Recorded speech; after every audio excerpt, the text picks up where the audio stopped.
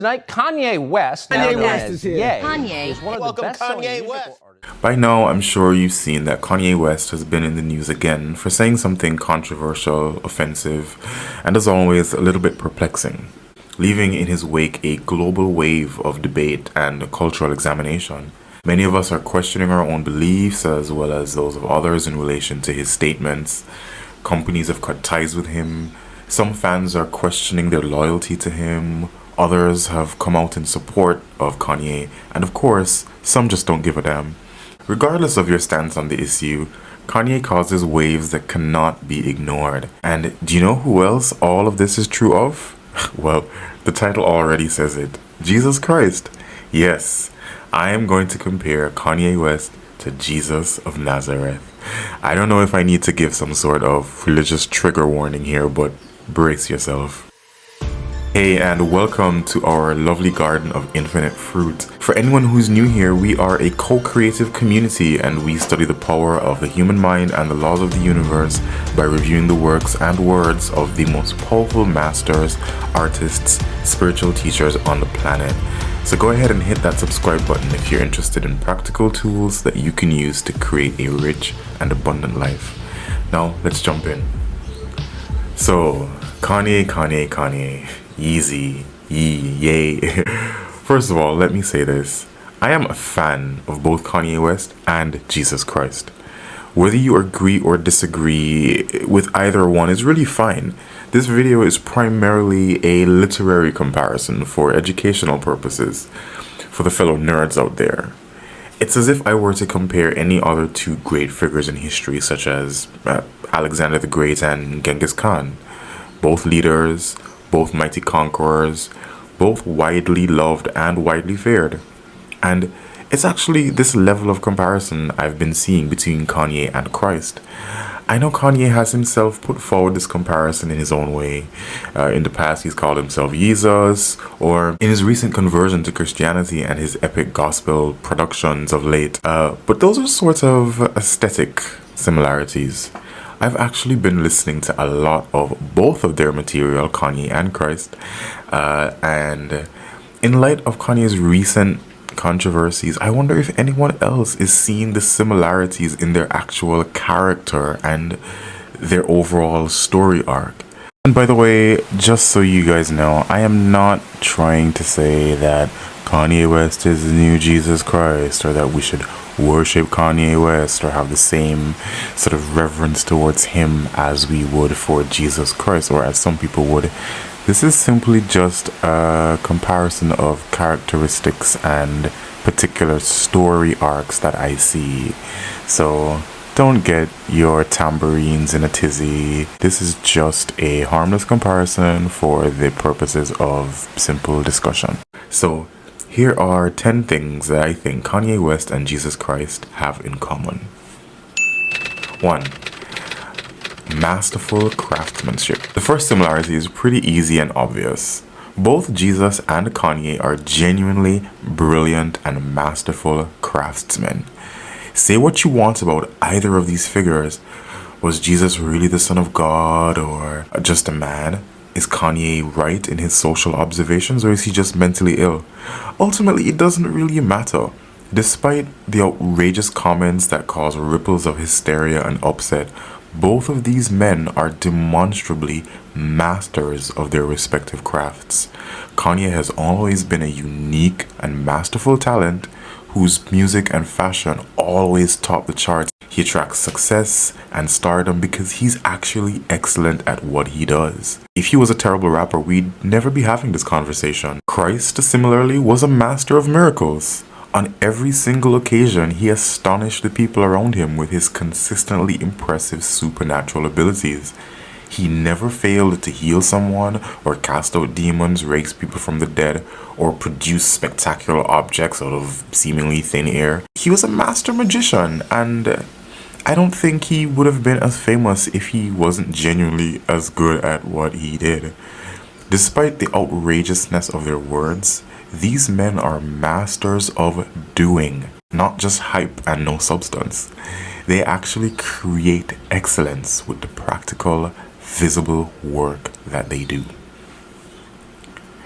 Number 2, word power. The second similarity between Kanye and Jesus I sort of touched on a little bit earlier, which is word power.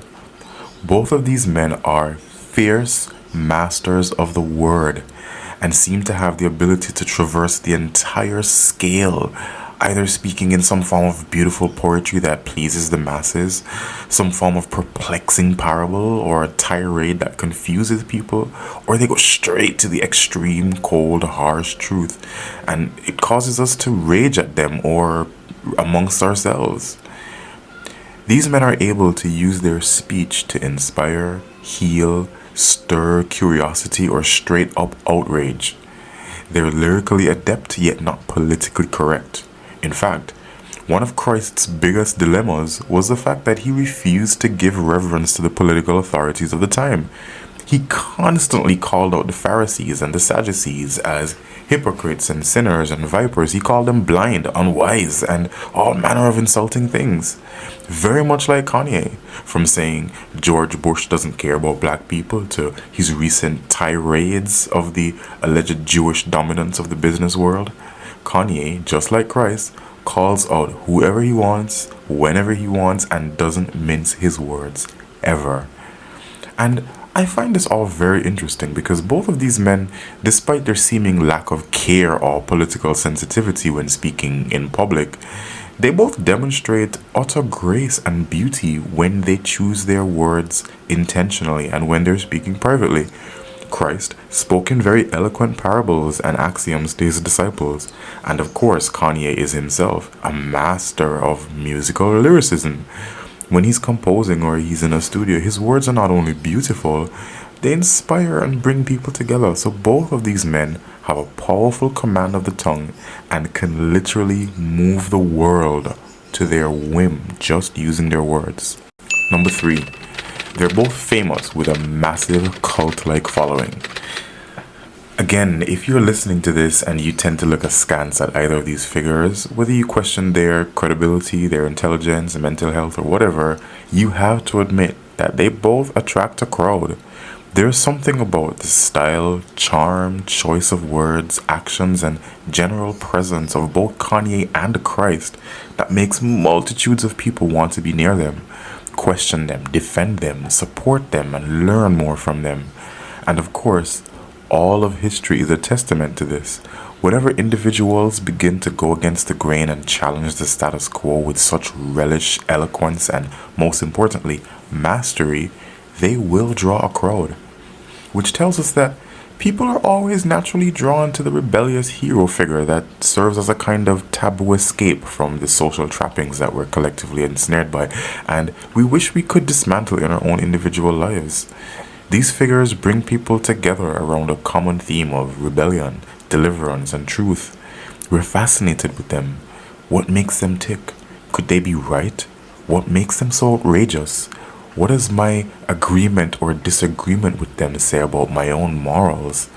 Both of these personalities are opportunities for us to examine ourselves, and that's what we're drawn to in droves. Number 4.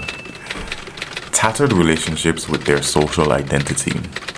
This one might be a bit less obvious, but if you think about it, both Christ and Yeezy demonstrate a kind of dissonance with their social identities. In the case of Jesus, he struggled with and opposed many of the core tenets of the Jewish faith to which he was born. He didn't obey the Sabbath, he allowed his disciples to eat without first washing their hands, and he defended them to the Pharisees, which was a direct contravention to Jewish traditions. He told his disciples to eat whatever was offered to them, again, going against the strict dietary rules of his community. There were many aspects of his social traditions that he rejected openly, much to the shock and the annoyance of the community leaders. Now enter Kanye West, who is seen wearing a White Lives Matter t-shirt or a MAGA hat during the height of the racial and political conflict faced by his fellow black community. Kanye constantly takes an opposing view to the community that he would traditionally be considered a part of. Both of these men reject the rules and demands of their direct or immediate social group with which they would otherwise identify. Christ was a terrible example of a proper traditional Jew, and similarly, Kanye is not behaving like the ideal black leader that he's expected to be, and that's one of the things that causes the biggest conflicts. Number 5, they're both publicly rebuked, punished, and cancelled. While both of these figures are known for holding massive influence on their community, they've both suffered the effects of cancel culture. In one of the Gospels, we learn of a time when Jesus was almost stoned once for his preachings and on a number of occasions had to make a run for it and distance himself from society for his own safety. And of course, he eventually suffered the ultimate cancellation, crucifixion. Today, of course, we're not about to hang Yeezy on a cross exactly, but he definitely has experienced his own forms of punishment through the cancellation of his lucrative contracts with various brands and organizations, divorces and relationship fallouts, admonishment by fellow celebrities and social critics. You could say that cancel culture is our own modern day version of crucifixion, and we are nailing Yeezy up right there alongside Christ, and for essentially the same reasons, saying outrageous, offensive things and not following the socially established rules and conventions. Number 6, dubious associations. Another resounding similarity between Jesus and Kanye would be their affinity and associations with antisocial or otherwise rejected figures of society. Jesus hung out with publicans and tax collectors. He defended adulterous women, touched and healed lepers, and whether you buy into the lie that Mary Magdalene was a prostitute or not, she wasn't. It's clear from the scriptures that she was not someone who he was expected to have in his company for a man of his status. Even in death, he was crucified alongside 2 thieves.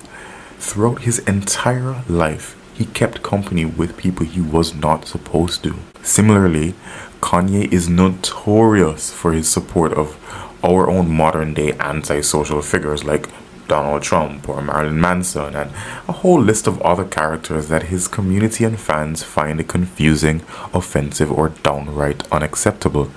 There's something that these men find alluring about people who are socially rejected, offensive, or otherwise discarded and dismissed by their contemporaries. Anyone who is cast aside, rejected, or not accepted, both Yeezy and Jeezy run to embrace these figures, much to our shock and confusion. Number 7, wealthy. This one might be difficult for many to accept, but Christ was not poor. He traveled with an entourage of at least 12 or 13 highly skilled businessmen as his disciples. He could summon money in an instant. Think of when he was told that he had to pay taxes. He told one of his disciples to go cast a net into the sea and that they'd find money in the mouth of the first fish that was caught. He was able to feed multitudes of people at the drop of a hat on several occasions. He could turn water into wine, which would not have been a cheap commodity at that time.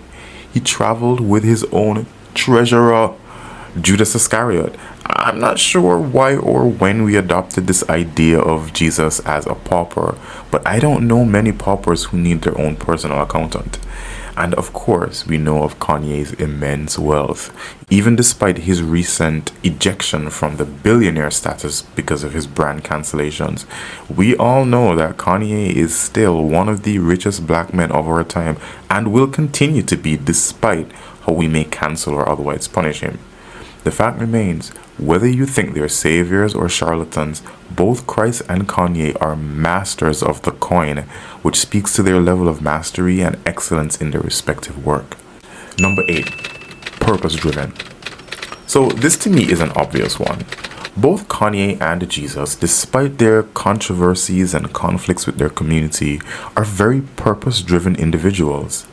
As I read the Gospels, I always get this distinct impression that Christ was not here to play. He used every opportunity to remind people of the truth of the kingdom within themselves.